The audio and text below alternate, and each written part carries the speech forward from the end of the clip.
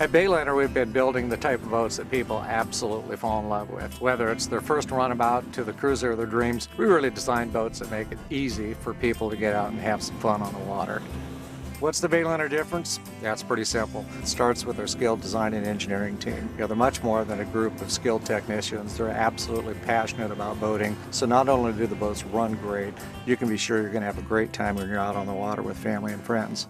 We've been designing and building cruisers for well over 50 years now. So you might say cruising, well, it's in our DNA. We just happen to understand very well what customers need and what they really want on the water. You know, these days more people are looking to escape the day-to-day routine and really get back in touch with things that matter, which is why they look to Bayliner, and we really see it as our job to make sure that cruising is more accessible to more people.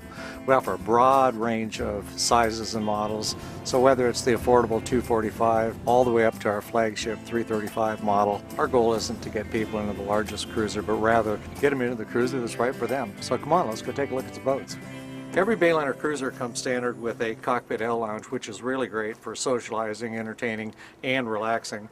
On the Sun Chaser lounge here, it has a 3-position seat back, which allows you to sun lounge in one position, face aft when the back is forward, or face forward so the crew can see where they're going underway. And all the vinyl throughout the entire cockpit is top coated, so cleanup is really easy. And here's a perfect example of interactive seating on one of our wide beam cruiser models. So one of the most important areas to make sure we get right is the helm area. Not only do we want to make sure we provide great visibility, but everything needs to be ergonomically correctly placed. You can see the switches and the gauges are all within arm's reach. Plus I have plenty of room for installation of aftermarket electronics. In addition to having everything ergonomically correct, we also have covered the entire dash surface with a non-glare finish. So if you're out on a sunny day, glare is really a non-issue on this boat.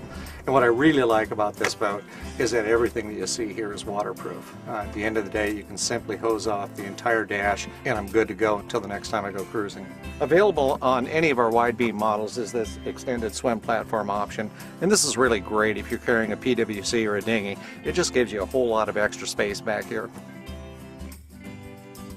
With Bayliner, we've made access to the foredeck very easy.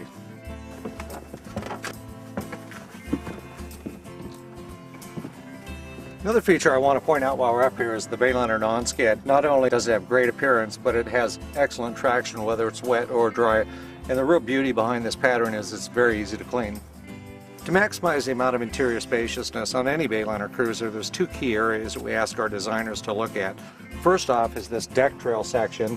And what we're looking for here is to keep this as narrow as possible so we can maximize the amount of cockpit space.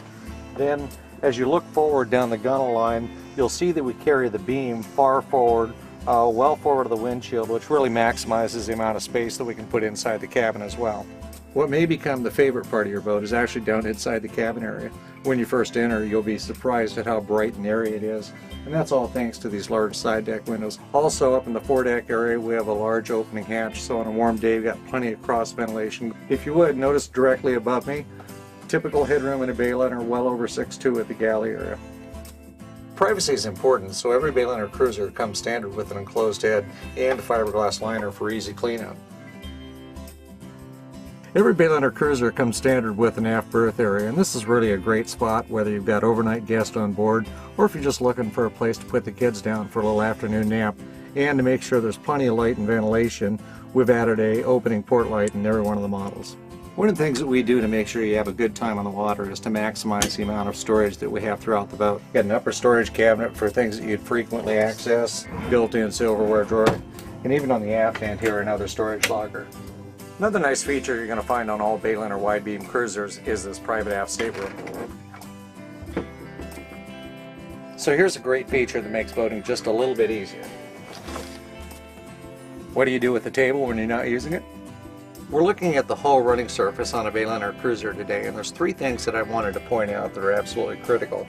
First off is the amount of dead rise or V in the hull running surface, and this is really what dictates how smooth the hull's going to ride in the water.